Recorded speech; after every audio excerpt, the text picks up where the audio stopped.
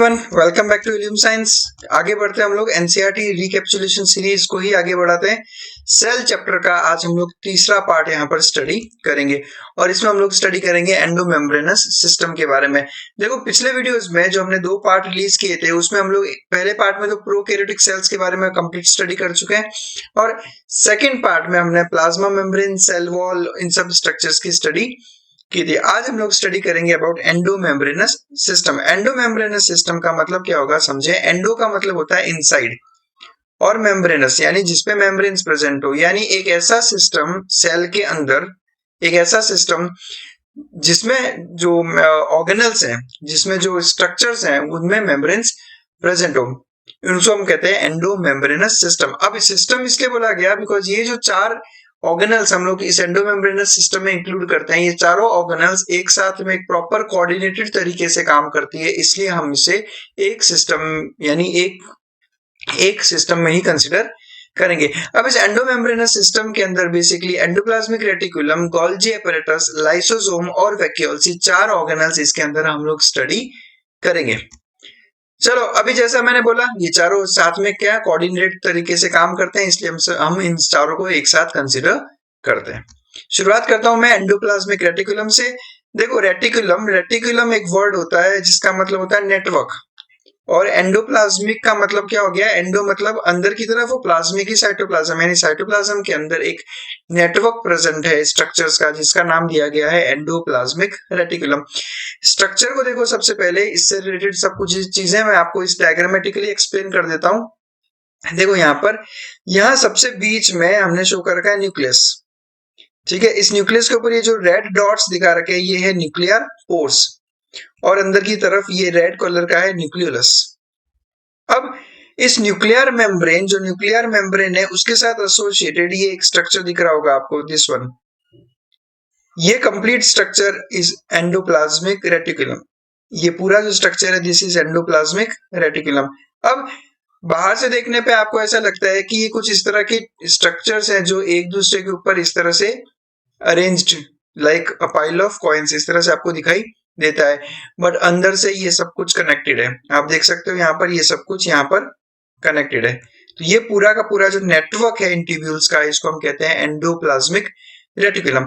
अब endoplasmic reticulum में अगर आप ध्यान से देखें तो ये जैसे अब ये यहाँ पर देख रहा होगा आपको, ये एंडोप्लाज्मिक रेटिकुलम। इन एंडोप्लाज्मिक रेटिकुलम के ऊपर आपको किसी भी तरह का कोई स्ट्रक्चर दिखाई नहीं दे रहा। यहाँ देखो आप, ये जो दिखाई दे रहा है these are ribosomes, these are ribosomes. तो एंडोप्लाज्मिक रेटिकुलम 2 टाइप के होते हैं। एक ऐसा एंडोप्लाज्मिक रेटिकुलम जिन पे राइबोसोम्स प्रेजेंट है, उनको हम कहते हैं रफ एंडोप्लाज्मिक रेटिकुलम। रफ नाम इसलिए दिया क्योंकि इन राइबोसोम्स की वजह से जब आप इसको माइक्रोस्कोप के नीचे देखोगे तो इनका सरफेस दिखाई देता है रफ, इसलिए rough endoplasmic reticulum. Smooth endoplasmic reticulum, इन पे किसी भी तरह के राइबोसोम्स दिखाई नहीं देते, इसलिए माइक्रोस्कोप में ये बिल्कुल स्मूथ सरफेस की तरह दिखाई देता है, इसलिए इसे कहा जाता है स्मूथ एंडोप्लाज्मिक रेटिकुलम। आप ध्यान से सुनना, देखो न्यूक्लियस के अंदर हमने पढ़ा है सेंट्रल डॉग्मा के बारे में, या कि डीएनए से बनता है एमआरएनए, प्रोसेस को हम कहते हैं ट्रांसक्रिप्शन, और इस एमआरएनए से बनता है बाद में proteins. The process is called as translation.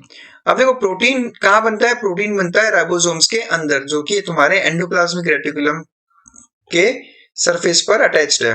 ध्यान से सुनना, जो प्रोटीन्स बनते हैं वो कहाँ बनेंगे, एंडोप्लाज्मिक रेटिकुलम के अंदर। जबकि जो पहला स्टेप है जिसमें डीएनए से बनाया था हमने एमआरएनए यानी कि ट्रांसक्रिप्शन, वो प्रोसेस कहाँ होता है, न्यूक्लियस के अंदर। तो यहाँ पर हमने शो कर रखा है न्यूक्लियस, इस न्यूक्लियस के अंदर बनाया मैंने एमआरएनए। अब ये एमआरएनए से अगर हमें प्रोटीन बनाना है तो इस एमआरएनए को लेकर जाना पड़ेगा हमें राइबोसोम्स के पास में। इसलिए न्यूक्लियस के अंदर मेम्ब्रेन में क्या प्रेजेंट है, पोर्स। तो इन पोर्स के थ्रू होता हुआ ये एमआरएनए कहाँ पे आ गया, एंडोप्लाज्मिक रेटिकुलम के अंदर। और एंडोप्लाज्मिक रेटिकुलम के अंदर जो राइबोसोम्स प्रेजेंट है, इन राइबोसोम्स की हेल्प से इस एमआरएनए का क्या बन जाएगा, protein. And that is the reason कि एंडोप्लाज्मिक रेटिकुलम न्यूक्लियस के इतना पास में क्यों होता है। In fact endoplasmic reticulum nuclear outer membrane के साथ से ही अटैच्ड है, ताकि एमआरएनए सीधा न्यूक्लियस से बाहर निकले, रफ एंडोप्लाज्मिक रेटिकुलम में एंटर करे और वहां सीधा सीधा प्रोटीन का फॉर्मेशन हो जाए, यानी ट्रांसक्रिप्शन, और उसके बाद में सीधा सीधा हो जाए translation. That's why endoplasmic reticulum is closely associated with the nuclear membrane. इसका अगर हम लोग एनसीईआरटी फिगर देखें तो ये देखो, ये एनसीईआरटी फिगर में यहाँ पे शो कर रखा है न्यूक्लियस। ये न्यूक्लियस के अंदर न्यूक्लियर पोर्स, जहां से एमआरएनए कहाँ एंटर कर जाएंगे, एंडोप्लाज्मिक रेटिकुलम के अंदर। अब आपको यहाँ पे दिख रहा होगा कि ये न्यूक्लियस के थ्रू एमआरएनए इनके अंदर आ सकता है। ये सारे आपस में क्या है, कनेक्टेड। ये पूरा एंडोप्लाज्मिक रेटिकुलम है जो कि आपस में क्या है, कनेक्टेड। और इन एंडोप्लाज्मिक रेटिकुलम के ऊपर यहाँ पे आपको दिख रहे होंगे ये राइबोसोम्स, तो इसलिए ये क्या हो गए, रफ एंडोप्लाज्मिक रेटिकुलम जिसपे राइबोसोम्स प्रेजेंट है। ये वाले अगर आप एंडोप्लाज्मिक रेटिकुलम देखोगे यहाँ पर, दीज, इनमें कहीं पे भी आपको राइबोसोम्स नहीं दिखाई दे रहे, तो these are smooth endoplasmic reticulum. अब इस स्ट्रक्चर में, जैसा हमने अब आपको कहा, जो जो चीजें एनसीईआरटी में मेंशन्ड है वो हम लोग अगर देखें, बिकॉज हम लोग केवल एनसीईआरटी समरी की ही बात कर रहे हैं। एंडोप्लाज्मिक रेटिकुलम के बारे में कहा गया है कि इट इज नेटवर्क और reticulum of tiny tubular structures scattered in cytoplasm. छोटी छोटी ट्यूबुलर स्ट्रक्चर्स है जो साइटोप्लाज्म के अंदर प्रेजेंट है। अब एंडोप्लाज्मिक रेटिकुलम की वजह से जो इंट्रासेल्युलर स्पेस है, इंट्रासेल्युलर स्पेस मतलब सेल के अंदर का स्पेस, उसको दो पार्ट में डिवाइड किया जा सकता है, ल्यूमिनल और एक्स्ट्रा ल्यूमिनल। इसका मतलब समझाता हूं मैं आपको, यहाँ देखना आप लोग इस फिगर के अंदर। अब जैसे ये सेल है, इस सेल के अंदर इसको समझ लेना कि ये कंप्लीट सेल है यहाँ पर, ठीक है। इस कंप्लीट सेल के अंदर ये पूरा साइटोप्लाज्म था। अब इस साइटोप्लाज्म के अंदर एक तो ये नॉर्मल स्पेस हो गई, ये साइटोप्लाज्मिक स्पेस, और जो दूसरा स्पेस है वो दूसरा स्पेस एक्चुअली प्रेजेंट है एंडोप्लाज्मिक रेटिकुलम के अंदर। यानी इस एंडोप्लाज्मिक रेटिकुलम की वजह से सेल के अंदर की स्पेस को दो पार्ट में डिवाइड किया गया है। जो एंडोप्लाज्मिक रेटिकुलम के अंदर जो स्पेस है, यानी उसके ल्यूमन, उसको आप कहते हो ल्यूमिनल स्पेस, जो एंडोप्लाज्मिक रेटिकुलम के अंदर प्रेजेंट है। और दूसरा एक्स्ट्रा ल्यूमिनल, मतलब कि एंडोप्लाज्मिक रेटिकुलम के ल्यूमन के बाहर, यानी बेसिकली साइटोप्लाज्म के अंदर। यानी जो आउटसाइड एंडोप्लाज्मिक रेटिकुलम वाली स्पेस इज एक्स्ट्रा ल्यूमिनल और उसके अंदर वाली is luminal space. Endoplasmic reticulum के टाइप्स, पहला rough endoplasmic, second smooth endoplasmic reticulum. Rough endoplasmic reticulum क्यों बोलते हैं, बिकॉज उनके सरफेस पे राइबोसोम्स प्रेजेंट है और इसलिए माइक्रोस्कोप के नीचे ये रफ दिखाई देता है। अब rough endoplasmic reticulum is extensive and continuous with the outer membrane of nucleus. Nucleus की आउटर मेम्ब्रेन के साथ ये कंटिन्यूस रहता है। रीजन हमने बहुत अच्छे से देखा, ताकि एमआरएनए ट्रांसक्रिप्शन के बाद सीधा बाहर निकले और ट्रांसलेशन के लिए पहुंच जाए राइबोसोम्स के पास में। और रफ एंडोप्लाज्मिक रेटिकुलम का फंक्शन क्या है, प्रोटीन सिंथेसिस। ये हमारा नीट का बहुत ही फ्रीक्वेंटली आस्क्ड क्वेश्चन है कि रफ एंडोप्लाज्मिक रेटिकुलम का फंक्शन क्या है, protein synthesis. Why, because of ribosomes. Basically protein synthesis function है राइबोसोम्स का, और बिकॉज रफ एंडोप्लाज्मिक रेटिकुलम पे राइबोसोम्स प्रेजेंट है, इसलिए इसका भी फंक्शन होगा प्रोटीन का सिंथेसिस। नेक्स्ट बात करता हूं स्मूथ एंडोप्लाज्मिक रेटिकुलम। किसी तरह के इस पे राइबोसोम्स प्रेजेंट नहीं होते, इसलिए स्मूथ दिखता है, और इसका फंक्शन प्रोटीन फॉर्मेशन नहीं हो सकता क्योंकि इसके पास में राइबोसोम्स प्रेजेंट नहीं है, इसलिए इसका फंक्शन है लिपिड्स का सिंथेसिस। अब जो आपने स्टीरॉयड हार्मोन्स पढ़े हैं तो आपको अच्छे से पता है steroid is a type of lipid. Steroid is a type of lipid. तो आपके जितने भी स्टीरॉयड हार्मोन्स है वो भी स्मूथ एंडोप्लाज्मिक रेटिकुलम में ही फॉर्म होते हैं। और ये आपका एक बार क्वेश्चन नीट में पूछा जा चुका है कि स्टीरॉयड हार्मोन्स कहां पर बनते हैं। नेक्स्ट बात करते हैं गोल्जी एपरेटस की। देखो गोल्जी, बेसिकली इसकी डिस्कवरी की थी कैमिलो गोल्जी ने 1898 में, इसलिए इसका नाम रखा गया गोल्जी एपरेटस या गोल्जी बॉडीज। अब गोल्जी बॉडीज भी न्यूक्लियस के आसपास एक नेटवर्क बनाता है स्ट्रक्चर्स का, ठीक है। जैसे एंडोप्लाज्मिक रेटिकुलम था, बहुत सारे कुछ फ्लैट या डिस्क शेप्ड सैक्स, मतलब कि सैक लाइक स्ट्रक्चर्स है जो फ्लैट है, डिस्क शेप्ड है, जिन्हें आप कहते हो सिस्टर्न। क्या कहते हैं, सिस्टर्न है। इस डायमेंशन 0.5 माइक्रोन से लेकर 1 माइक्रोन इनका डायमेंशन है, which are stacked parallel to one each other, मतलब कि एक दूसरे के ऊपर इस तरह से अरेंज्ड है, इन्हें हम कहते हैं सिस्टर्न है। आपको यहाँ पे दिख रहा होगा, ये देखो यहाँ पर, this is a single cistern है, उसके बाद में ये सेकंड सिस्टर्न है। अब बाहर से देखने पे आपको ऐसा लगेगा जैसे ये सब अलग अलग है, बट अगेन जैसे एंडोप्लाज्मिक रेटिकुलम रहता है, गोल्जी एपरेटस भी अंदर से कैसा है, इंटर कनेक्टेड। गौर से देखो इस डायग्राम को, इस डायग्राम में आपको दिख रहा होगा कि किस तरह से ये आपस में सारे नेटवर्क कनेक्टेड है, ये सारे सिस्टर्न है आपस में कनेक्टेड रहते हैं। उसके अंदर की स्पेस अगेन क्या कहलाती है, ल्यूमन, और ये भी प्रेजेंट होते हैं न्यूक्लियस के पास में। सिस्टर्न है कंसेंट्रिकली अरेंज्ड नियर न्यूक्लियस। अब अगर हम लोग गोल्जी अपरेटस फंक्शन कैसे करता है, क्या करता है, उसको समझे हम लोग। तो देखो गोल्जी अपरेटस कहाँ प्रेजेंट है, ये भी न्यूक्लियस के आसपास में प्रेजेंट है। हमने एंडोप्लाज्मिक रेटिकुलम ने प्रोटीन का किया फॉर्मेशन। अब ये प्रोटीन एंडोप्लाज्मिक रेटिकुलम में फॉर्म होने के बाद में पहुंचेगा गोल्जी अपरेटस के पास, और गोल्जी अपरेटस इन प्रोटीन्स का करेगा मॉडिफिकेशन और इनको पैकेज करेगा। पैकेज करने के बाद इनको ट्रांसपोर्ट करेगा या तो साइटोप्लाज्म के अंदर ताकि वहीं पे वो यूज हो जाए, या फिर उसको सीक्रेट करेगा आउटसाइड दी सेल। उसको समझने से पहले हम लोग यहाँ पर बात करेंगे गोल्जी अपरेटस के दो अलग अलग फेसेस के बारे में, यानी कि एक तरह से आप एक कह सकते हो ये इसके दो एंड्स की बात करेंगे। देखो एक को हम कहते हैं सिस फेस या फॉर्मिंग फेस, सिस फेस या forming face, and the other is trans face और मैच्योरिंग फेस। यहां पर देखो तुम लोग, मैं इसको आप मीनिंग समझाता हूं आपको। Cis face is the convex part, यहां पर देखो आप ये जो कॉन्वेक्सिटी दिख रही है आपको इस तरफ से, तो this is the cis face, और इस तरफ जो आपको कॉन्केविटी दिख रही है this is the trans face.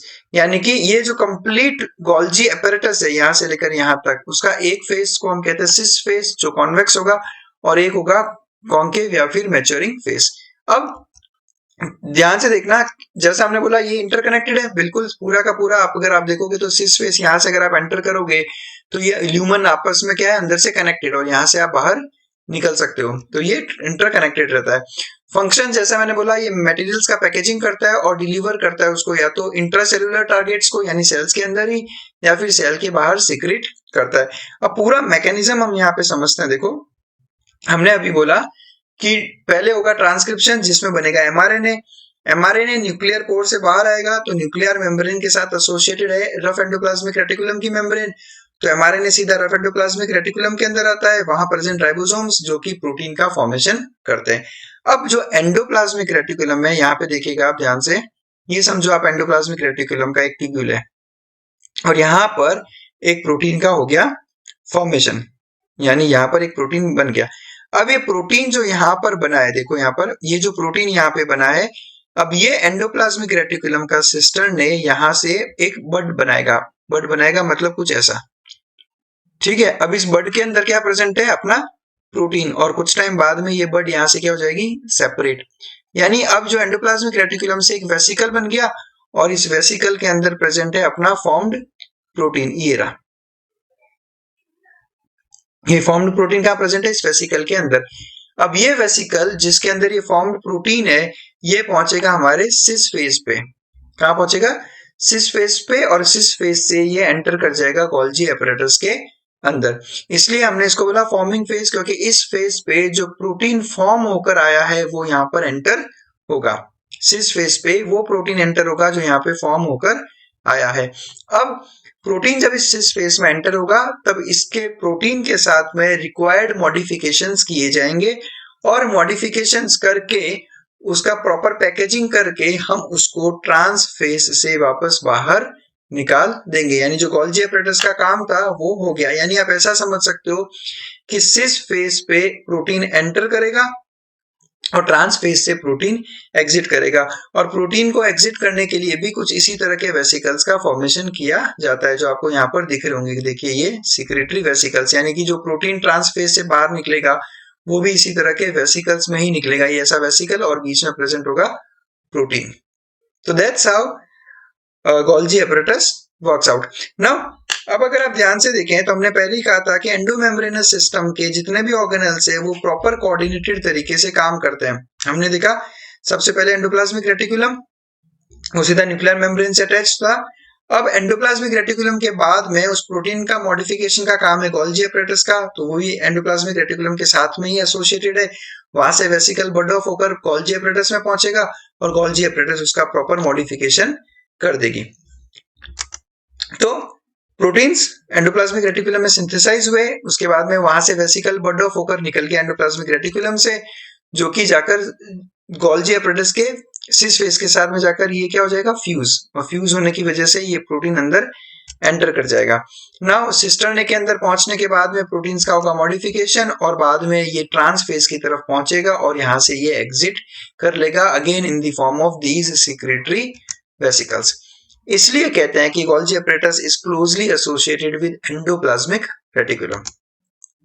Now Golgi apparatus is important site for formation of glycoproteins and glycolipids. ध्यान से समझो इस चीज को। देखो, एंडोप्लाज्मिक रेटिकुलम से क्या बन के निकला? प्रोटीन। ठीक है, अब इस प्रोटीन को लाया गया कहां पर? प्रोटीन को लाया गया, मैं यहाँ पे बात कर रहा हूँ रफ एंडोप्लाज्मिक रेटिकुलम की। प्रोटीन बनाया, फिर प्रोटीन आया गोल्जी apparatus के अंदर, और गोल्जी apparatus में आने के बाद में प्रोटीन को किया गया मॉडिफाई। मॉडिफिकेशन क्या किया हमने? प्रोटीन का कर दिया ग्लाइकोसाइलेशन। तो जब प्रोटीन का ग्लाइकोसाइलेशन हो गया तो क्या बन गया? Glyco protein. इसलिए हम कह रहे हैं कि Golgi apparatus is important site for formation of glycoprotein. और केवल ग्लाइकोप्रोटीन नहीं, प्रोटीन का हर एक टाइप का मॉडिफिकेशन यहीं पे होता है। सिमिलरली स्मूथ एंडोप्लाज्मिक रेटिकुलम होगा, इस स्मूथ एंडोप्लाज्मिक रेटिकुलम से क्या बन के निकलेगा? लिपिड। और ये लिपिड बाद में गोल्जी apparatus में आएगा अगेन, और गोल्जी apparatus इसका ग्लाइकोसाइलेशन करेगा और क्या बन जाएगा? ग्लाइकोलिपिड। तो इस तरह से Golgi apparatus is responsible for formation of glycoproteins and glycolipids. तो ये चीज इंपॉर्टेंट है जो हमें याद रखनी है। नेक्स्ट बात करते हैं हम लाइसोसोम्स। लाइसोसोम्स, देखो वर्ड को देखो यहाँ पे, लाइसो का मतलब क्या होता है? लाइसिस यानी कि ब्रेक डाउन, और जोम्स का मतलब होता है बॉडी। एक ऐसी बॉडी जिसमें किसी चीज का हम क्या करेंगे? Break down. कैसे करेंगे समझो। These are membrane bound vesicular structures formed by the process of packaging in the Golgi apparatus। Golgi apparatus है, उसमें पैकेजिंग होगी और उससे कुछ वेसिकल्स बर्ड ऑफ होकर निकलेंगे जो कहलाते हैं लाइसोसोम्स। कैसे और क्यों वो समझते हैं हम लोग। सबसे पहले देखो, लाइसोसोम्स के अंदर प्रेजेंट होते हैं हाइड्रोलाइटिक एंजाइम्स, और ये हाइड्रोलाइटिक एंजाइम्स के अंदर कौन कौन इंक्लूड है? सबसे पहले तो क्लास कौन सी है? हाइड्रोलेज। इसके अंदर लाइपेज, प्रोटीएज, कार्बोहाइड्रेज एंजाइम्स प्रेजेंट है, यहाँ तक कि न्यूक्लियस भी प्रेजेंट होता है जो लिपिड्स का, प्रोटीएज प्रोटीन्स का, और कार्बोहाइड्रेट्स का क्या करेगा? Digestion. That means lysosomes are responsible for digestion of biomolecules. That's why they have got hydrolytic enzymes. और एक बहुत इंपॉर्टेंट चीज जो आपको ध्यान रखनी है वो ये कि all these enzymes are optimally active at an acidic pH, यानी कि lysosomes के अंदर pH कैसा रहता है? acidic। और इन सभी enzymes के लिए जो optimum pH होगा वो होगा acidic, यानी pH would be less than 7। अभी ध्यान से सुनो यहाँ पर कि एंडोप्लाज्मिक रेटिकुलम से प्रोटीन का फॉर्मेशन होता है, ठीक है। पैकेजिंग कहां पे होती है? गोल्जी apparatus में। ये सारे एंजाइम्स जो हैं, लाइपेज, प्रोटीएज, कार्बोहाइड्रेट्स, ये सब क्या है? ये सब all enzymes are proteins. Maximum of the enzymes are proteins. तो ये कहां बनेंगे? डीएनए की गाइडेंस में। ट्रांसक्रिप्शन से होगा ट्रांसलेशन। अब आप समझो इस चीज को, ये आपके सामने गोल्जी apparatus है, ठीक है। इस गोल्जी apparatus ने क्या बनाया? ये सारे एंजाइम्स का किया फॉर्मेशन। ये सारे एंजाइम्स जब गोल्जी apparatus में बन गए तो ये सारे एंजाइम्स एक सिस्टर्ने के एक कॉर्नर में आकर जमा होने लगते हैं, कुछ ऐसे। इस तरह से जब ये यहाँ पर जमा हो जाएगा तो यहाँ से एक बड बन जाएगा, और ये बड बाद में गोल्जी apparatus से हो जाएगी सेपरेट। अब ये जो एक स्ट्रक्चर बना है इसको हमने कह दिया प्राइमरी लाइसोसोम। तो प्राइमरी लाइसोसोम किसकी बडिंग से बनता है? गोल्जी apparatus की बडिंग से बनता है। इसलिए हमने कहा कि these are membrane bound vesicular structure. Vesicular structures means vesicle like which are formed by the process of packaging in the Golgi apparatus. बिल्कुल, इन एंजाइम्स का पैकेजिंग किसने किया? गोल्जी apparatus ने किया है, और इन्हीं की बडिंग ऑफ से बनता है प्राइमरी लाइसोसोम। अब समझो इसका काम क्या होगा, किस चीज का डाइजेशन करेंगे वो हम लोग समझे यहाँ पर। तो फेगोसाइटोसिस, जो आपका सेल फेगोसाइटोसिस करता है, that's because of lysosome. What phagocytosis means? Cell eating. समझो इस बात को, यहाँ पर समझो ये एक फूड पार्टिकल है, ये एक सेल हो गया और ये फूड पार्टिकल, ठीक है। It can be a microbe also. जैसे अगर हम लोग हमारे ह्यूमन बॉडी की बात करें तो ह्यूमन बॉडी में जो हमारे बॉडी में जो इम्यून सेल्स है, फेगोसाइटिक सेल्स हैं, वो माइक्रोब्स को किल करते हैं, वो भी फेगोसाइटोसिस कुछ इसी तरह से होता है। ये एक फूड पार्टिकल है। अब ये फूड पार्टिकल एंटर करता है सेल के अंदर, ठीक है। सेल के अंदर एंटर करने के बाद में इस फूड पार्टिकल किसका बना होगा? कार्बोहाइड्रेट, प्रोटीन, लिपिड्स और न्यूक्लिक एसिड। इन चारों में से कुछ भी इसमें प्रेजेंट हो सकता है। तो जब ये फूड पार्टिकल सेल के अंदर पहुंचा तो इसको हम कहते हैं फूड वैक्यूल। फूड वैक्यूल, क्योंकि इसके बाहर भी मेम्ब्रेन लाइक स्ट्रक्चर प्रेजेंट होगा। अब यहाँ पे देखो, फूड पार्टिकल जब यहाँ पे अंदर एंटर करेगा, अब मेम्ब्रेन क्या हो गई? अंदर की तरफ इन्वेजिनेट, ठीक है। तो फूड पार्टिकल अंदर पहुंचा, अब ये मेम्ब्रेन वापस यहाँ से जुड़ जाएगी और ये जो है इसके चारों तरफ मेम्ब्रेन प्रेजेंट हो जाएगी। तो इसको हमने कह दिया फूड वैक्यूल। अब जो गोल्जी apparatus था यहाँ पर, इन गोल्जी apparatus ने क्या बनाया? लाइसोसोम, जिसके अंदर प्रेजेंट है हाइड्रोलाइटिक एंजाइम्स जो कि डाइजेस्ट करेंगे हमारे कार्बोहाइड्रेट्स, प्रोटीन्स, लिपिड्स और न्यूक्लिक एसिड्स को। तो ये जो फूड वैक्यूल है ये जाकर फ्यूज हो जाएगा किसके साथ में, लाइसोसोम के साथ में, जिसकी वजह से एक कॉमन स्ट्रक्चर बन गया।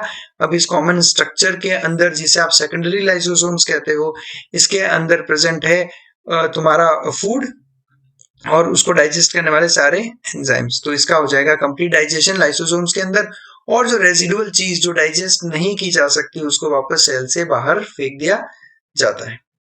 That's how lysosome function। देखो मैं केवल उतना ही पढ़ा रहा हूं जितना एनसीईआरटी में मेंशन्ड है, बट अदरवाइज लाइसोसोम्स के ऊपर पूरा एक लेक्चर लिया जा सकता है जो कि हम बहुत जल्द रिलीज करेंगे, आपके लिए अवेलेबल होगा वो भी, बट फिलहाल हम लोग केवल एनसीईआरटी समरी की बात कर रहे हैं। नेक्स्ट बात करता हूं मैं वैक्यूल्स की। देखो वैक्यूल्स भी अगेन मेम्ब्रेन बाउंड स्पेस है साइटोप्लाज्म के अंदर, और इसमें एक हमेशा एक सिंगल मेम्ब्रेन प्रेजेंट होगी जिसका नाम है टोनोप्लास्ट। ये बहुत ही फ्रीक्वेंटली आस्क्ड क्वेश्चन है एग्जाम में कि what is the name of the vacuolar membrane, it is called as tonoplast. ये फिगर मैंने पिछले वीडियो में डिस्कस किया था। इसमें ये जो स्ट्रक्चर है दिस इज द वैक्यूल। तो आप देख सकते हो vacuole forms a very large part of a plant cell. इसके अंदर वैक्यूल में वाटर, सेप, एक्सक्रीटरी प्रोडक्ट्स या वो सारे मटेरियल्स जो सेल के लिए यूजफुल नहीं है उन सबको जो है वैक्यूल के अंदर ट्रांसपोर्ट कर दिया जाता है। ठीक है, अब कई बार वैक्यूल इतना बड़ा होता है कि वो सेल के वॉल्यूम का 90% तक एक्वायर कर सकता है। इस टोनोप्लास्ट की वजह से बहुत सारे आयंस और बहुत सारे दूसरे मटेरियल कॉन्सेंट्रेशन ग्रेडियंट के अगेंस्ट जाके भी वैक्यूल में डाले जाते हैं। कॉन्सेंट्रेशन ग्रेडियंट के अगेंस्ट जाकर मतलब कि साइटोप्लाज्म में उनका कॉन्सेंट्रेशन है लो, लेकिन वैक्यूल में उसका कॉन्सेंट्रेशन है हाई। ठीक है, बट फिर भी लो से हाई इनका मूवमेंट करवाना is against the concentration gradient. अब ऑब्वियसली ये एक एक्टिव ट्रांसपोर्ट होगा जिसमें एनर्जी यूज होगी, तो वैक्यूल्स के अंदर एक्टिव ट्रांसपोर्ट करके बहुत से आयंस और मटेरियल्स को डाला जाता है, और यही रीजन है कि why concentration is higher in vacuoles than cytoplasm. Next बात करते हैं कॉन्ट्रैक्टाइल वैक्यूल्स की। कॉन्ट्रैक्टाइल वैक्यूल्स भी कुछ वैक्यूल लाइक स्ट्रक्चर्स है जो प्रेजेंट होते हैं अमीबा के अंदर, और बेसिकली ये अमीबा में ऑस्मो रेगुलेशन और एक्सक्रीशन का काम करते हैं। What is osmo regulation? Osmo regulation का मतलब होता है maintenance of osmolarity of the body fluids. और अगर अमीबा के रेफरेंस में बात करोगे तो जो साइटोप्लाज्म है वो साइटोप्लाज्म के अंदर जो ऑस्मोलैरिटी है उसको रेगुलेट करने का काम करता है contractile vacuole. Another important question. उसके अलावा you will find some food vacuoles also in some protists. इस पिक्चर में ये जो आपको बड़ा सा व्हाइट कलर का वैक्यूल लाइक स्ट्रक्चर दिख रहा है दिस इज कॉन्ट्रैक्टाइल वैक्यूल। कुछ प्रोटिस्ट्स के अंदर कुछ फूड वैक्यूल्स भी प्रेजेंट होते हैं जो फूड पार्टिकल को एंगल्फ करने से बनते हैं, जैसे इस पिक्चर में आपको यहाँ दिख रहे होंगे।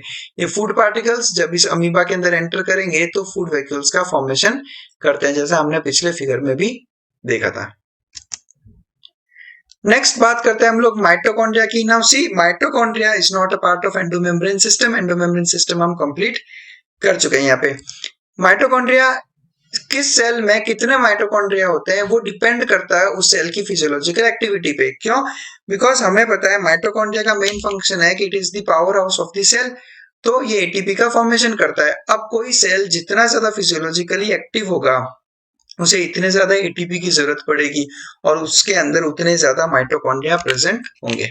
एक बेसिक स्ट्रक्चर अगर हम देखें माइटोकॉन्ड्रिया का तो बहुत क्लियर है कि माइटोकॉन्ड्रिया में दो मेम्ब्रेन्स प्रेजेंट होती है। This is the outer membrane, this is the outer membrane जो आपको क्लियर दिख रही है, और अंदर की तरफ प्रेजेंट है इनर मेम्ब्रेन, ये वाली। अब अगर आप इनर मेम्ब्रेन को गौर से देखोगे तो इनर मेम्ब्रेन ने अपना सरफेस एरिया इंक्रीज करने के लिए फोल्ड्स बना रखे बहुत सारे, ताकि इनर मेम्ब्रेन की सरफेस एरिया बढ़ जाए। इन्हीं फोल्ड्स को नाम दिया गया है cristae. Cristae are the folds of the inner membrane, ताकि इनर मेम्ब्रेन का सरफेस एरिया बढ़ जाए। अब क्यों बढ़ाना है सरफेस एरिया? तो हमें अच्छे से पता है कि इनर मेम्ब्रेन के ऊपर प्रेजेंट होते हैं F0 F1 पार्टिकल्स यानी कि ऑक्सीजोम्स। अब जितना ज्यादा हमारा इनर मेम्ब्रेन का सरफेस होगा उतने ज्यादा ऑक्सीजोम्स उस पे प्रेजेंट होंगे। अगर मैं इनर मेम्ब्रेन को ऐसा सीधा बना देता तो हम ज्यादा क्रिस्टे हम लोग ज्यादा ऑक्सीजोम्स अकोमोडेट नहीं कर पाते, बट हमने इनर मेम्ब्रेन को फोल्ड किया इन द फॉर्म ऑफ क्रिस्टे, ताकि हमें ज्यादा से ज्यादा F0 F1 पार्टिकल्स या ऑक्सीजोम्स वहां पर अटैच कर सकें। अब इनर मेम्ब्रेन के अंदर आपको जो बेसिक सब्सटेंस दिखाई दे रहा है, यानी जो बेसिक फ्लूइड प्रेजेंट है होमोजेनस, उसको नाम दिया गया है matrix. This is called as matrix, जो इनर मेम्ब्रेन के अंदर प्रेजेंट है। Now because of these membranes हमने माइटोकॉन्ड्रिया को दो अलग अलग कंपार्टमेंट्स में ब्रेक डाउन कर दिया। ये देखो आप लोग, एक कंपार्टमेंट आपके इनर मेम्ब्रेन और आउटर मेम्ब्रेन के बीच में, यानी ये जो कंपार्टमेंट है कंप्लीट कहाँ प्रेजेंट है, इनर और आउटर मेम्ब्रेन के बीच वाला compartment, this entire compartment, this is outer compartment, ठीक है। और एक कंपार्टमेंट है जो कि इनर मेम्ब्रेन के अंदर जिसमें प्रेजेंट होता है मैट्रिक्स। तो दो कंपार्टमेंट्स हो गए, आउटर एंड इनर। ये एनसीईआरटी का फिगर है आपके सामने, यहाँ पे आउटर मेम्ब्रेन, फिर अंदर की तरफ इनर मेम्ब्रेन। यहाँ पे आपको दिखा रखा है कि इनर मेम्ब्रेन के अंदर जो फ्लूइड प्रेजेंट है that is matrix, inner membrane is folding to form cristae, और इंटर मेम्ब्रेन स्पेस, यानी इंटर मतलब बीच में, यानी दो मेम्ब्रेन के बीच का स्पेस, यानी आउटर और इनर मेम्ब्रेन के बीच का स्पेस, ये वाला जो स्पेस रहता है, यानी जो अपना आउटर कंपार्टमेंट है, that forms the inter membrane space. Shape अगर आप देखो तो इट इज सॉसेज शेप्ड या फिर सिलेंड्रिकल रहता है माइटोकॉन्ड्रिया। एवरेज डायमीटर इनका डिपेंड करता है सेल टू सेल, 0.2 माइक्रोन से लेकर 1 माइक्रोन तक के माइटोकॉन्ड्रिया भी देखे गए, और एवरेज की बात करें तो करीब 0.5 माइक्रोन। लेंथ भी वेरी करती है, कुछ केसेस में आपको 1 माइक्रोन का माइटोकॉन्ड्रिया दिखेगा तो कहीं पे 4.1 माइक्रोन का। डबल मेम्ब्रेन स्ट्रक्चर है, outer membrane, inner membrane folds बनाती है तो जिसे आप क्रिस्टे कहते हो, ताकि सरफेस एरिया इंक्रीज किया जा सके। और आउटर मेम्ब्रेन और इनर मेम्ब्रेन के पास अपने खुद के स्पेसिफिक एंजाइम्स है जो माइटोकॉन्ड्रिया में अलग अलग फंक्शन कैरी आउट करते हैं। डिटेल में माइटोकॉन्ड्रिया अगर आपको पढ़ना हो तो आप हमारी प्लेलिस्ट से देख सकते हैं। हम लोग यहाँ पर केवल उतना ही डिस्कस करेंगे जितना एनसीईआरटी में मेंशन्ड है। दो कंपार्टमेंट्स हैं obviously, outer and inner compartment. Outer compartment दो मेम्ब्रेन्स के बीच में, और इनर कंपार्टमेंट जो है अंदर की तरफ प्रेजेंट है जिसमें एक होमोजेनस सब्सटेंस प्रेजेंट है जिसे आप कहते हैं मैट्रिक्स। अब फंक्शन की बात करें तो हमने ऑलरेडी डिस्कस कर लिया कि माइटोकॉन्ड्रिया करता है एरोबिक रेस्पिरेशन, जिसकी वजह से सेल्यूलर एनर्जी का फॉर्मेशन होता है जो बेसिकली एटीपी है, एनर्जी करेंसी ऑफ सेल, इसलिए आप इसे कहते हो पावर हाउस ऑफ सेल। अब अगर हम लोग मैट्रिक्स को गौर से देखें तो इस मैट्रिक्स के अंदर हमें दिखाई देगा एक तो डीएनए, ठीक है। इस डीएनए के अलावा अगर आप देखें तो मैट्रिक्स के अंदर एक तो आपको दिखाई देगा single circular DNA. Single circular DNA के अलावा आपको इसमें राइबोसोम्स भी मिल जाएंगे, बट इन राइबोसोम्स की खास बात यह है कि ये 70s राइबोसोम्स है, और 70s राइबोसोम्स प्रोकैरियोट्स में प्रेजेंट होते हैं, जबकि माइटोकॉन्ड्रिया प्रोकैरियोट्स में नहीं होता। ध्यान से सुनना, mitochondria is a feature of only eukaryotic cell, but इस माइटोकॉन्ड्रिया के अंदर जो राइबोसोम्स प्रेजेंट है वो राइबोसोम्स प्रेजेंट है 70s वाले राइबोसोम्स, जबकि यूकैरियोट्स में 80s वाले राइबोसोम्स प्रेजेंट होते हैं, लेकिन माइटोकॉन्ड्रिया के अंदर 70s राइबोसोम्स प्रेजेंट है। इसका अगर आप डीएनए भी देखोगे तो डीएनए भी कैसा रहता है, सिंगल डीएनए है विच इज सर्कुलर। ऐसा सेम टाइप का डीएनए प्रोकैरियोट्स में भी प्रेजेंट होता है। इसके अलावा माइटोकॉन्ड्रिया बाइनरी फिजन से डिवाइड होता है और प्रोकैरियोट्स भी बाइनरी फिजन से डिवाइड होते हैं, और मैट्रिक्स के अंदर आपको प्रोटीन सिंथेसाइज करने वाले जो एंटायर मशीनरी है, ठीक है, और जो कुछ आरएनए की मॉलिक्यूल्स भी आपको इसमें देखने को मिल जाएंगे। तो इन शॉर्ट ये है कि माइटोकॉन्ड्रिया और प्रोकैरियोटिक सेल के बीच में बहुत सारी सिमिलरिटीज देखने को मिली। एक तो सिंगल सर्कुलर डीएनए, उसके अलावा 70s ribosomes, protein synthesis machinery और binary fission. That's it. Thank you very much for watching us. Stay connected with us for more such informative videos from NCERT.